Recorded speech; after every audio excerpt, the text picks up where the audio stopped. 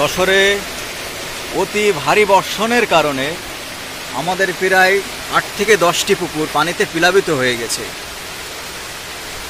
মাছগুলো সব ভেসে এক পুকুর থেকে আর এক পুকুরে চলে গেছে, কিছু মাছ ড্রেনে চলে গেছে, কিছু মাঠে চলে গেছে। চারিদিকে শুধু পানি আর পানি। এখনো আকাশে মেঘ, গুড়ি গুড়ি বৃষ্টি।